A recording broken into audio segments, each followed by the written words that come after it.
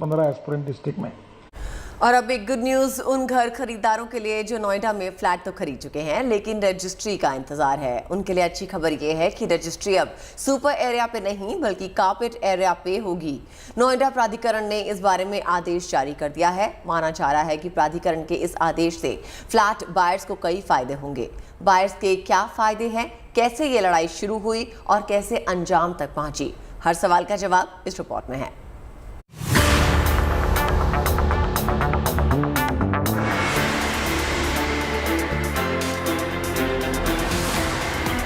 Flat buyers के लिए खुशखबरी।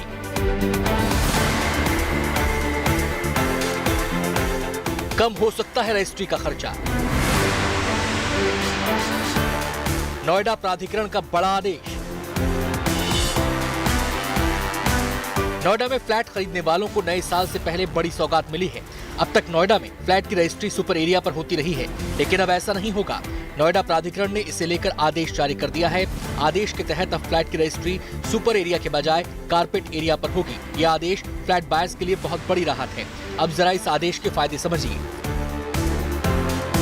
कारपेट एरिया पर रजिस्ट्री होने से स्टाम्प ड्यूटी का खर्च कम हो सकता है। 20 से 25% ड्यूटी का खर्च कम होने का अनुमान है। इस आदेश के बाद पारदर्शिता आएगी।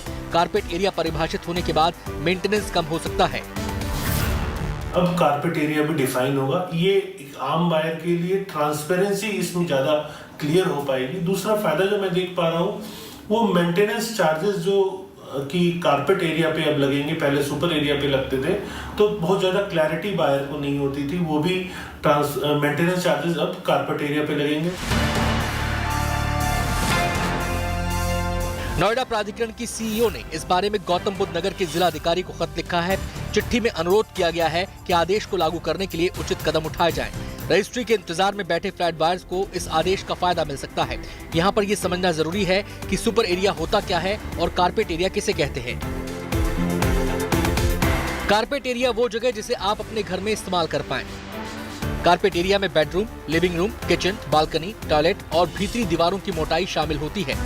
सुपर एरिया वो जगह जो आप फ्लैट के अंदर इस्तेमाल नहीं कर पाएंगे। सुपर एरिया में लॉबी में इस्तेमाल की गई जगह, एलिवेटर्स, सीढ़ियां और खेलने का इलाका शामिल होता है। रेरा आया, रेरा में कारपेट एरिया का काफी क्लियर डेफिनेशन दिया गया है और रूल्स में क्लियरली एग्रीमेंट टू सेल जब नोटिफाई हुआ उसमें ये कहा गया कि प्राइसिंग एट कारपेट एरिया क्या है वो डिस्क्लोज हो।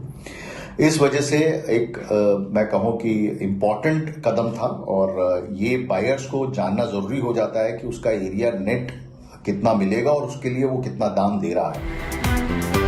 आपको बता दें कि 2 फ्लैट बायर्स ने कारपेट एरिया पर रजिस्ट्री के लिए लिखत पढ़त शुरू की थी। उनकी लंबी लड़ाई के बाद नोएडा प्राधिकरण का ये आदेश आया है। कारपेट और सुपर एरिया विवाद के चलते इस साल जनवरी में ग्रुप हाउसिंग फ्लैट की रजिस्ट्री पर रोक लगा दी गई थी, जिसके चलते 40,000 फ्लैट की रजिस्ट्री रुकी हुई थी। आदेश जो आया ये फ्लैट खरीदारों के हित में है और बिल्डरों ने जो सुपर एरिया के नाम पर लूट मचा रखी थी उस पर लगाम आएगी।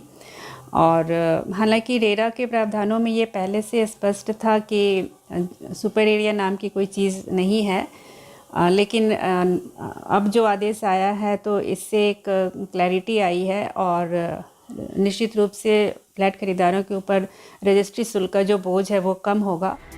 रेरा के प्रावधानों के तहत नए बिकने वाले फ्लैट्स कारपेट एरिया पर बेचे जाते हैं। ऐसे में जब डेवलपर कारपेट एरिया का रेट वसूलेगा तो फिर रजिस्ट्री कारपेट एरिया पर होने के बावजूद क्या किसी तरह की राहत ग्राहकों को मिल पाएगी, ये देखना दिलचस्प होगा। ब्यूरो रिपोर्ट के साथ आदित्य के राणा, गुड न्यूज टुडे। तो अंत भला तो सब